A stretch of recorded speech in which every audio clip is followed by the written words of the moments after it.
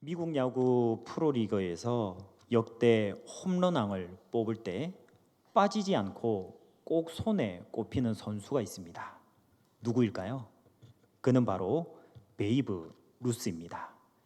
앞에 띄어지는 사진을 보시면 그의 모습을 볼 수 있습니다.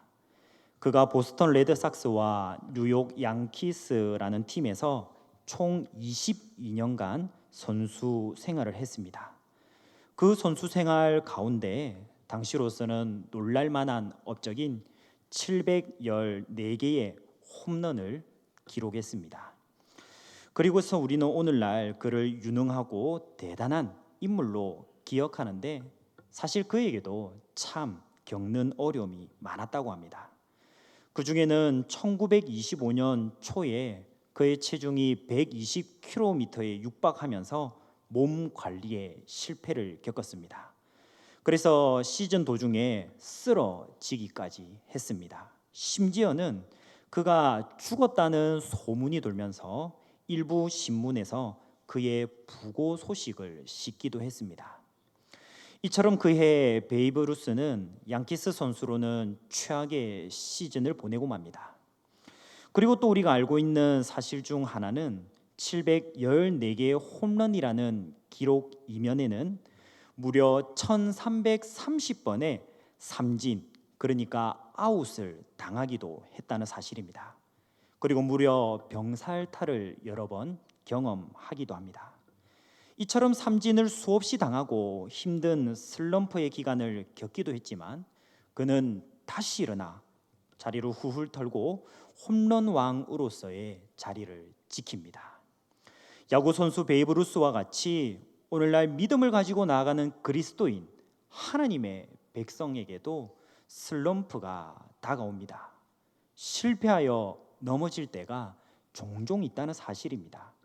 이때 우리는 어떻게 해야 할까요? 연약한 우리를 도우시는 하나님께서 어떻게 우리를 다시 일어나게 하실까요? 오늘 말씀을 통해서 택한 자기 백성을 다시 일어나도록 도우시는 하나님의 은혜를 바라보시기를 원합니다. 그렇다면 하나님께서는 자기 백성을 어떻게 다시 일어나게 하십니까? 첫째, 다시 기회를 주십니다. 오늘 말씀 중 3절 4절을 다 함께 한 목소리로 읽으시겠습니다. 40째 해 11째 달 그 달 첫째 날에 모세가 이스라엘 자손에게 여호와께서 그들을 위하여 자기에게 주신 명령을 다 알렸으나 그때는 모세가 헤스본에 거주하는 아모리 왕 시온을 쳐 죽이고 에드레이에서 아스도롯에 거주하는 바산 왕 옥을 쳐 죽인 후라. 아멘. 애굽에서 일찍이 이스라엘 백성을 구원하신 하나님께서는 시내산에서 이스라엘 백성들에게 율법을 주셨습니다. 그 후에 그들을 시내산에서 다시 출발시키셔서 가나안 땅 입구라 할 수 있는 가데스 바네아까지 인도하십니다.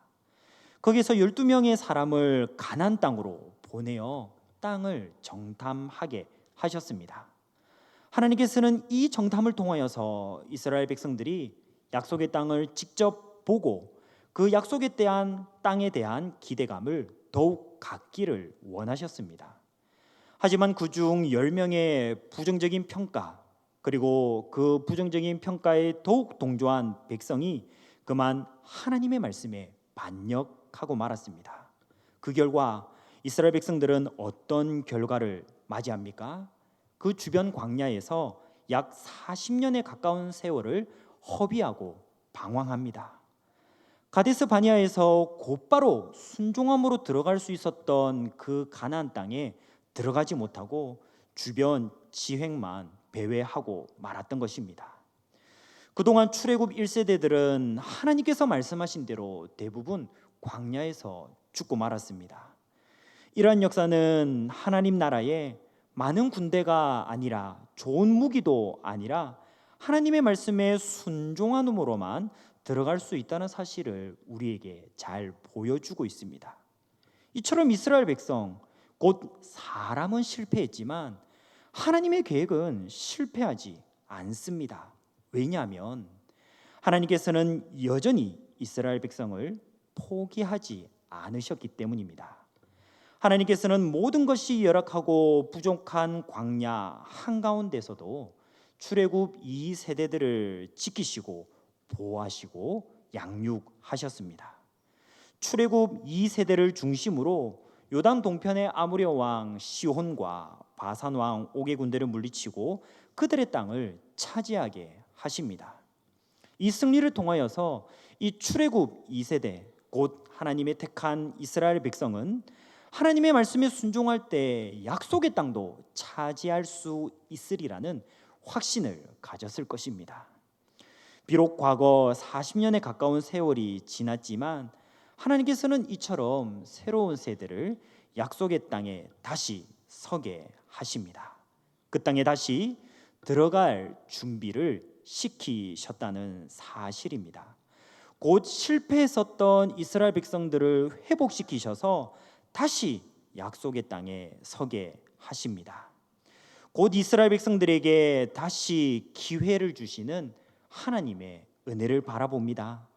이처럼 택한 백성을 향한 끈질긴 하나님의 은혜, 신실하신 하나님의 사랑이 당시 이스라엘 백성뿐만 아니라 오늘날 이 말씀을 읽는 우리 또한 감동시키고 있습니다. 이것은 마치 부족한 자녀를 부모가 신실하게 사랑하듯이 세상 모든 사람들이 손가락질하고 있는 자기 자녀를 부모만큼은 오직 부모만큼은 끝까지 포기하지 않듯이 말입니다. 그럼에도 불구하고 우리는 스스로 돌아보기에 믿음 생활에 실패했다며 하나님께서 돌보실 가치가 없는 존재라고 비통해할 때가 종종 있습니다. 그저 넘어지고 쓰러졌을 때 회복할 기미조차 찾을 수 없는 것처럼 느껴질 때가 있지 않습니까? 이때 우리는 무엇을 잊지 말고 붙잡아야 하겠습니까? 로마서 8장 15절 16절의 말씀입니다. 앞에 화면을 보고 다 함께 한 목소리로 읽으시겠습니다. 너희는 다시 무서워하는 종의 영을 받지 아니하고 양자의 영을 받았으므로 우리가 아빠 아버지라고 부르짖느니라. 성령이 친히 우리의 영과 더불어 우리가 하나님의 자녀인 것을 증언하시나니. 아멘. 바로 하나님과 우리와의 관계가 아버지와 자녀라는 사실입니다. 우리 스스로 연약함과 죄악됨에만 매몰되다가 쓰러져 버렸을 때 성령님께서는 오늘날 우리에게 이렇게 외치고 계십니다. 너는 하나님의 자녀야. 하나님께서 영원 전부터 택하셔서 예수 그리스도의 피값을 주고 너를 샀단다. 하나님의 끈질긴 은혜와 포기하지 않으시는 사랑을 의심치 말고 다시 일어나거라. 저는 여기 계신 성도님들 각자의 삶이 근래 어떠한지를 모두 알지는 못합니다. 성도님들 모두의 각자 영적인 상태가 어떠하며 또 동시에 갈급한 기도 제목이 무엇인지 모두 더더욱 알지는 못합니다. 그럼에도 불구하고 우리 모두를 향한 한 가지 사실만큼은 분명히 알고 있습니다. 그것은 바로 하나님께서는 오늘도 끈질기게 우리에게 은혜와 사랑을 베풀고 계시는 분이라는 사실입니다. 포기하지 않으시는 사랑을 택한 자녀에게 우리에게 쏟고 계시다는 사실입니다. 하나님과 우리의 관계를 의심하지 말고 다시 주시는 기회를 꼭 붙잡으시기를 원합니다. 그래서 내미시는 주의 손을 붙잡고 다시 일어나 힘껏 나아가시기를 간절히 소망합니다. 또 하나님께서는 자기 백성을 어떻게 다시 일어나게 하십니까? 둘째, 다시 말씀에 집중하게 하십니다. 오늘 말씀 중 5절을 다 함께 한 목소리로 읽으시겠습니다. 모세가 요단 저쪽 모압 땅에서 이 율법을 설명하기 시작하였더라. 일러스되. 아멘. 오늘 말씀 속 성경의 이름은 무엇입니까? 신명기입니다. 영어로는 두트로노미라고 이야기를 하는데요. 이 두트로노미라는 단어에서 앞에 화면에 띄어진 것을 보아 알 수 있듯이 두트로라는 것은 두 번째라는 뜻을 가집니다.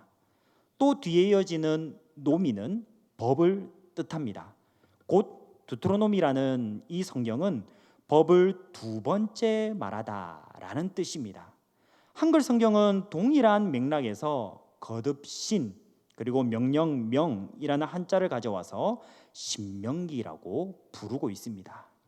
성경 이름 그대로 하나님께서는 애굽에서 나온 이스라엘 백성에게 모세를 통하여 시내산에서 이미 들려주었던 율법을 선포하고 있습니다.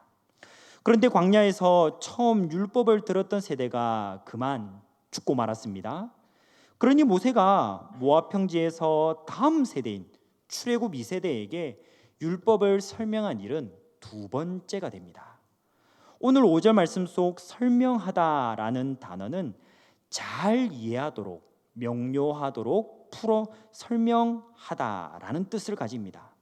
곧 신명기는 하나님의 명령에 따라 이루어진 율법을 설교하고 있는 장면이라고 할 수 있습니다.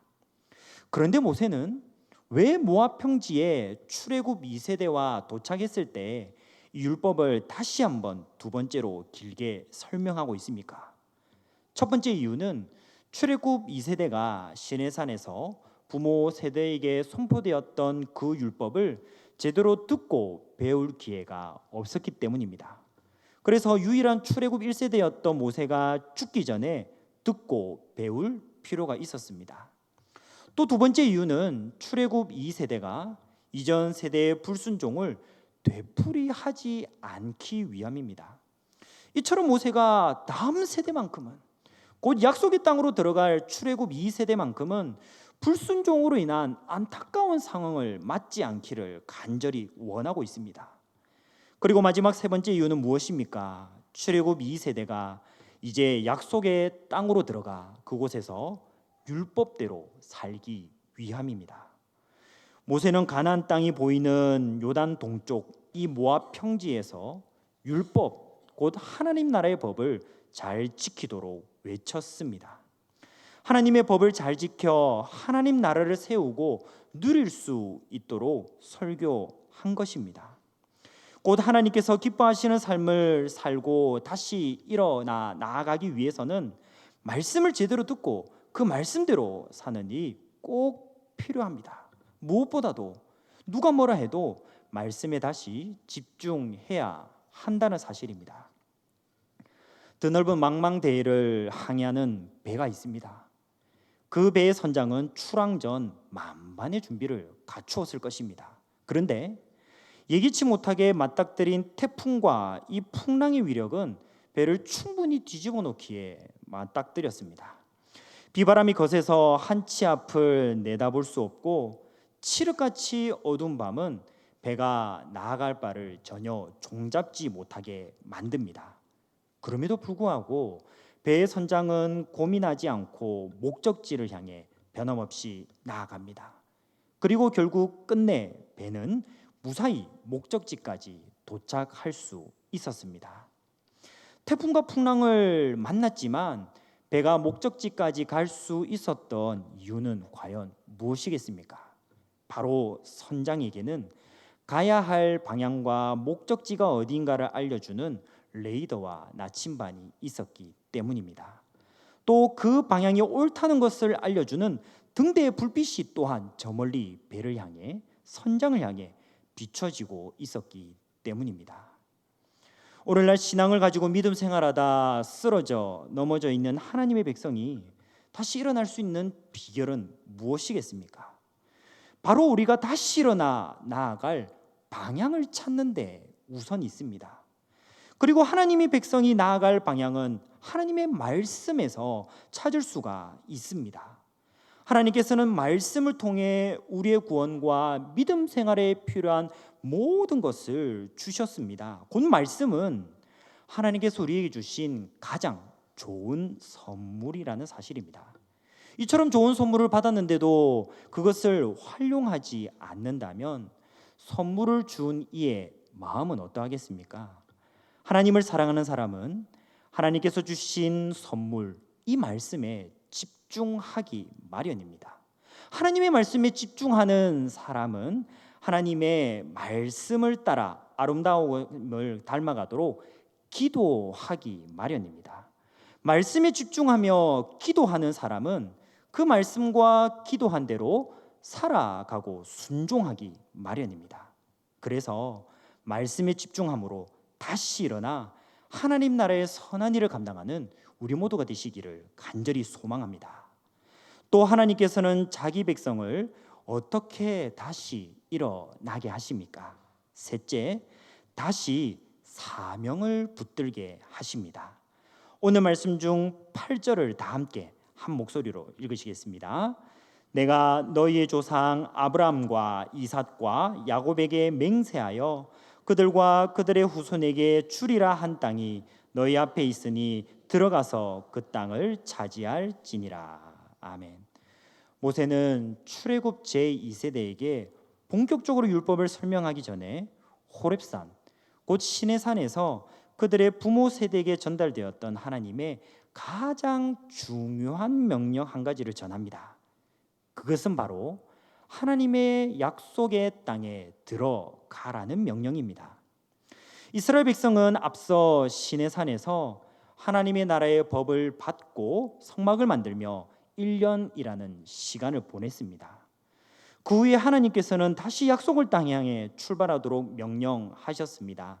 10하루길에 해당하는 가데스 바네아까지 가서 거기서 곧장 약속의 땅으로 들어갈 계획이었습니다. 하지만 가데스 바네아에서의 정탐꾼 사건으로 40년간 광야를 돌다가 이제 모압 땅까지 오게 됩니다.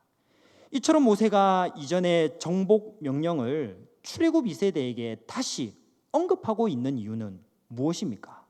바로 이 명령을 똑같이 동일하게 출애굽 2세대 또한 수행하도록 하기 위함이기 때문입니다. 하나님께서 아브라함과 이삭과 야곱과 그의 후손들에게 약속하신 땅의 범위는 남쪽의 애굽 경계에서 북쪽의 유브라데 강까지 이르는 가나안 땅입니다. 그 땅은 남쪽 광야, 요단강과 계곡, 중앙산지, 구릉지, 해안 평야 등으로 이루어진 아름답고 기름진 땅입니다. 이 땅은 하나님께서 이스라엘 백성들에게 선물로 주실 땅이기도 했지만 동시에 더불어 순종함으로 정복해야 할, 붙들어야 할 사명의 땅이기도 했습니다. 곧 하나님께서는 실패했었던 이 이스라엘 백성이 다시 일어나기를 원하시는데 그저 영적인 회복으로만 그치기를 원하지 않으신다는 것입니다. 다시 일어나게 하시는 기회를 붙잡고 말씀에 집중함으로 사명을 붙들어 하나님 나라를 세워가기를 원하고 계셨습니다. 마치 육신의 부모가 자녀를 대하는 모습도 이와 같습니다. 모두들 자녀를 처음 이 땅 가운데 만났을 때 어떠한 생각이 드셨습니까? 아마 똑같은 생각이었을 텐데요. 건강하게만 뭐해다오? 자라다오. 저도 2022년 1월에 자녀 유찬이를 만났을 때 그러했습니다. 그런데 이제는 점점 기대하고 바라며 소망하고 요구하는 게 많아지는 걸 저 스스로가 매일매일 느낍니다. 물론 부모가 자녀를 사랑하는 일에 조건이 생긴 건 아닙니다. 성장 과정에 따라 자녀가 육체적으로, 정신적으로, 사회적으로 알맞고 올바르게 잘 자라기를 바라는 마음에서 비롯된 것이죠. 동일하게 하나님 아버지께서도 우리가 예수님을 믿고 구원받아 은혜 풍성히 누리는 일로 그치기를 원하지 않으십니다. 다시 일어나게 하시는 기회를 붙잡고 또 말씀에 집중하여 그 깨달은 하나님의 뜻대로 그 말씀대로 나아가기를 원하십니다. 하나님의 뜻은 우리를 통하여 이 땅 가운데 하나님의 나라를 세우시는 일인 줄 믿습니다. 우리 각 사람의 자리에 복음이 전파되고 우리의 말과 행동, 이 모범이 되는 일들을 통하여 하나님께 영광을 올리게 되는 일이라는 것입니다. 마태복음 5장 16절의 말씀입니다. 앞에 화면을 보고 다 함께 한 목소리로 읽으시겠습니다.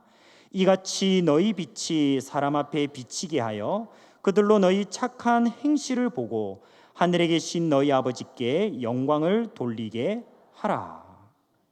다시 기회를 주시는 하나님의 손길을 붙잡고 말씀에 집중함으로 알게 하신 우리의 사명, 우리의 소명을 다시 붙들기까지 나아가야 하겠습니다. 우리의 가정과 학교와 직장과 만나는 관계 속에서 분명히 하나님께서 각자에게 주신 사명이 있을 줄 압니다. 그 받은 사명을 따라 나아가는 진실된 모습을 그들이 보게 될 것입니다. 그리고 사명을 따라 나아가는 우리 안에 계시는 하나님을 그들이 또한 만나게 될 줄 믿습니다. 특별히 10월 20일 VIP 초청 잔치에 풍성한 열매를 우리 교회 공동체 가운데 부어 주실 줄 믿습니다. 다시 사명을 붙들게 하시는 하나님의 인도하심을 따라 풍성한 열매 맺으시기를 원합니다. 그렇습니다. 오늘 말씀 속 이스라엘 백성은 지난 40여 년 전 실패했던 아픈 경험을 딛고 다시 일어났습니다. 아직도 연약했던 그들이 다시 일어나도록 하나님께서 은혜를 베푸셨기에 가능했다는 사실입니다. 그런데 실패했던 하나님의 백성을 다시 일어나게 하시는 하나님의 은혜는 이 구약 성경에만 머물러 있지 않습니다. 우리가 다 알고 있는 이야기이지만 예수님께서 그를 향해 이렇게 말씀하시고 독려하셨죠. 바로 예수님을 3번이나 부인하고 저주하기까지 했던 베드로에게 다시 일어나라고 말씀하십니다. 요한복음 21장 17절 말씀입니다. 3번째 이르시되 요한의 아들 시몬아 내가 나를 사랑하느냐 하시니 주께서 3번째 내가 나를 사랑하느냐 하심으로 베드로가 근심하여 이르되 주님 모든 것을 아시오매 내가 주님을 사랑하는 줄을 주님께서 아시나이다. 예수께서 이르시되 내 양을 먹이라. 예수님께서는 실패했던 베드로를 다시 찾아가십니다. 그를 다시 찾아가셔서 다시 일어날 기회를 주십니다. 하나님의 백성을 사랑하시는 하나님 아버지의 말씀을 다시 바라보아 집중하게 하셨고 자신의 양을 먹이라는 사명까지 다시 주셨다는 사실입니다. 택한 백성을 다시 일어나게 하시는 하나님께서는 우리를 통하여서도 다시 일어날 다른 이에게 향하게 하십니다. 디모데후서 4장 11절의 말씀입니다. 누가만 나와 함께 있느니라 내가 올 때에 마가를 데리고 오라 그가 나의 일에 유익하니라. 아멘. 우리가 알고 있듯 말씀 속 이 마가는 사도 바울과 바나바의 2차 전도 여행 때 복음을 정작 전해야 할 소아시아에 당도했다가 낙심하여 돌아간 실패의 사람이었습니다. 사도 바울은 그를 탐탁지 않게 여겼기 때문에 2차 전도 여행을 시작할 때 마가를 데리고 갈지에 대한 의견 충돌로 바나바와 따로 복음을 전하지 않았습니까? 하지만 그동안 마가를 다시 일어나게 하시는 하나님의 은혜가 있었습니다. 그리고 그 은혜는 바울을 통해서도 이루어지고 있었습니다. 마가를 데리고 오라. 그가 나의 일에 뭐하니라? 유익하니라. 본래 바울이 복음 전파 사명에 동행하기도 싫어하듯이 바라보았던 마가였지만 이제는 그가 다시 일어나 사명을 충성스럽게 붙들고 있었음을 알 수가 있습니다. 그리고 그에게 하나님과 똑같이 또 하나의 기회를 베풀며 이끌어주는 바울의 모습을 오늘 말씀 속에서 바라볼 수가 있습니다. 혹시 믿음과 신앙생활을 하며 섬기고 봉사하다가 낙심한 가운데 있지는 않으십니까? 스스로 실패하고 넘어졌던 일에서 회복하고 못하고 있지는 않으십니까? 그럴 때마다 더욱 하나님의 은혜를 우리는 구해야 합니다. 우리를 신실하게 사랑하시고 끈질기도록 포기하지 않으시는 하나님 아버지의 얼굴을 구해야 할 줄 믿습니다. 왜냐하면 하나님께서는 다시 일어날 기회를 주시는 선하신 분이시기 때문입니다. 왜냐하면 하나님께서는 선물로 주신 말씀에 집중하게 하시는 분이시기 때문입니다. 왜냐하면 하나님께서는 다시 사명을 붙들기까지 끝까지 인도하시는 좋으신 하나님 아버지이시기 때문입니다. 이러한 하나님을 붙들므로 다시 일어나 하나님 나라를 함께 세워가는 하늘샘 교회 성도 모두가 되시기를 간절히 소망합니다. 이 시간 다 함께 자리에서 일어나셔서 함께 나눈 말씀을 생각하며